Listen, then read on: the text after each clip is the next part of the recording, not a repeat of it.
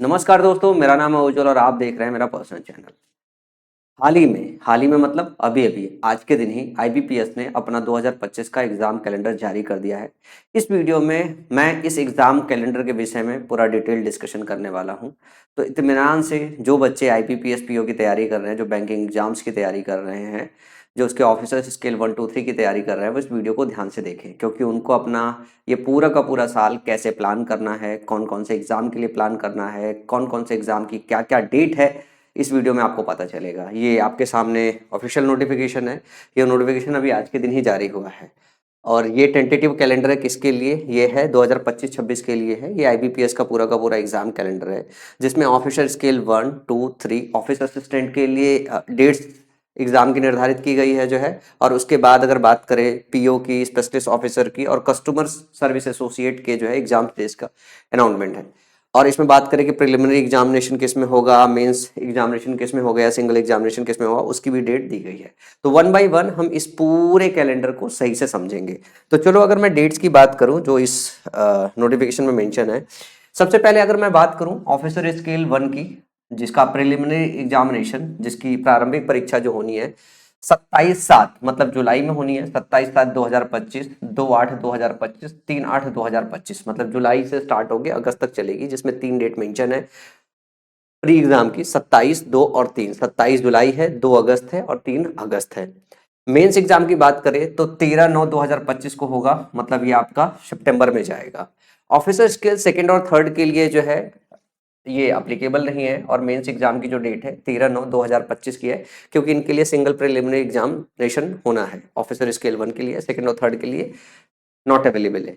और office assistant की बात करें तो 30/8/2025 मतलब ये अगस्त में होगा, फिर 6/9/2025, 7/9/2025, 6-7 सितंबर को होना है और 30 अगस्त को होना है ऑफिस असिस्टेंट का प्री का एग्जाम। इसके बाद अगर मैं बात करूं पीओ की, तो इसका जो प्री का एग्जाम होगा वो 4 अक्टूबर को होगा, 5 अक्टूबर को होगा और 11 अक्टूबर को होगा। इसी तरीके से स्पेशलिस्ट ऑफिसर की बात करूं तो 22 नवंबर को और 23 नवंबर को होगा। कस्टमर सर्विस एसोसिएट की बात करूं तो 6 दिसंबर, 7 दिसंबर, 13 दिसंबर और 14 दिसंबर को होगा।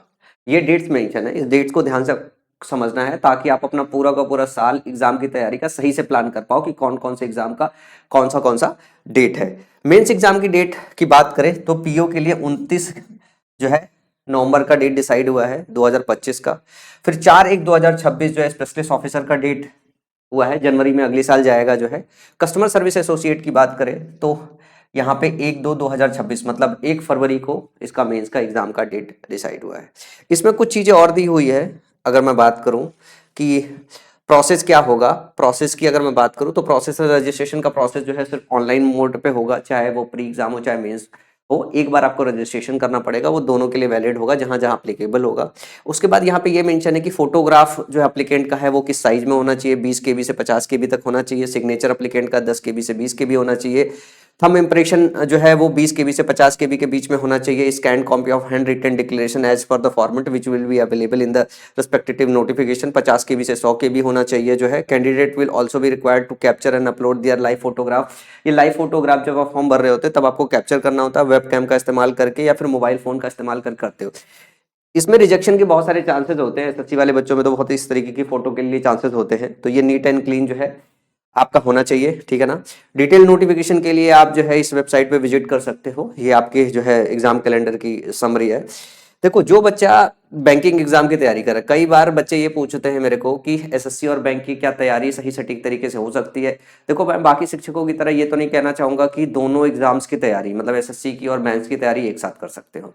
एक्चुअली बैंक का जो सिलेबस है वो अलग है, एसएससी का जो सिलेबस है वो अलग है और इन दोनों में सामंजस्य बैठाने में बहुत सारे बच्चों के करियर खराब हो जाते हैं। आप तो ये डिसाइड कर लो कि अगर आप एसएससी की तैयारी कर रहे हो तो आप एसएससी की सही सटीक तैयारी करो। फिर अगर रेलवे की तैयारी कर रहे हो तो रेलवे की सही सटीक तैयारी करो। अगर बैंक की तैयारी कर रहे हो तो बैंक के साल भर में बहुत सारे एग्जाम है जो है, और बैंक के आप एसएससी की तैयारी करते करते बैंक का फॉर्म भर के दे सकते हो। लास्ट समय में कुछ चीजें हैं रिवाइज करके दे सकते हो, लेकिन कोर फोकस हो कैसे नहीं दे सकते हो कि एक साथ आप सारे एग्जाम की तैयारी कर लो।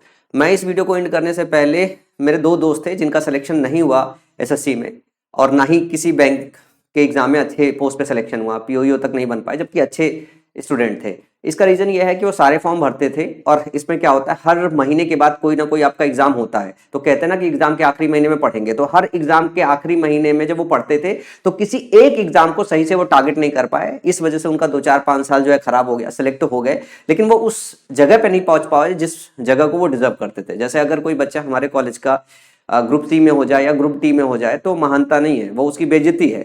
आज के समय में अगर मैं उनको फोन कर दूं तो फोन पे बात भी नहीं करते, क्योंकि मुझे लगता है कि वो ऐसा महसूस करते हैं कि वो उस जगह तक नहीं पहुंच पाए जिस जगह तक उनको पहुंचना चाहिए था। इवन तो हमारे कॉलेज के लिए अगर देखोगे तो सही माने में एसएससी बैंक इन जगहों पे वो लोग जाते नहीं। ज्यादातर बंदे ये है जो ईएस करते हैं या फिर सिविल सर्विसेज क्रैक करके रखते हैं। मेरे कॉलेज का हर हर बार बैच ऐसा होगा कि आप देखोगे हर जब भी रिजल्ट आ रहा होगा तो एसबीटी कानपुर का नाम ऐसा होगा कि 2 4 5 बच्चे तो हमारे कॉलेज के आईएएस वाईएएस आईपीएस बन के बैठे होंगे। ये हमेशा होता है। मेरे बैच के 6 7 जो है बंदे हैं आईएएस आईपीएस बने हुए हैं। तो ये एक चीज होती है, मैं इसलिए बता रहा हूँ क्योंकि आपको ये समझना है कि आप जब तैयारी करते हो तो तैयारी के दौरान आपको ध्यान रहना है कि एसएससी की तैयारी अलग से होती है, बैंक की तैयारी अलग से होती है और रेलवे की तैयारी अलग से होती है। इनके सिलेबस अलग होते हैं। कई बार क्या होते हैं, कोचिंग ऑर्गेनाइजेशन और शिक्षक आपको ये बता देते हैं सब एग्जाम्स की तैयारी आप एक साथ करते हो। तो ये रही इन्फॉर्मेशन आईबीपीएस पीओ से रिलेटेड। और मैं ये नहीं कहूंगा कि मैं यहाँ पे आपको इसके एग्जाम की तैयारी करा दूंगा, क्योंकि मैं एसएससी वाले बच्चों को अभी वो कर रहा हूँ। आप मेरे पास से अर्थमेटिक सीख सकते हो जो आपकी बैंकिंग के लिए बहुत जरूरत है। अगर मैं सिर्फ स्पेशली अर्थमेटिक की बात करूं तो अर्थमेटिक आपकी एसएससी की भी सेम है, बैंक की भी सेम है, अर्थमेटिक आपकी रेलवे की भी सेम है।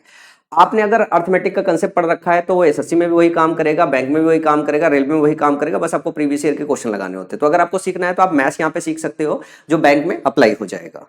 तो इस वीडियो में इतना ही। और कोई रेलिवेंट इन्फॉर्मेशन होगी तो वीडियो बना के आपको जरूर दूंगा। बने रहिए मेरे साथ इस चैनल पे, और अगर सब्सक्राइब नहीं किया तो उसको फटाफट सब्सक्राइब कर लीजिए।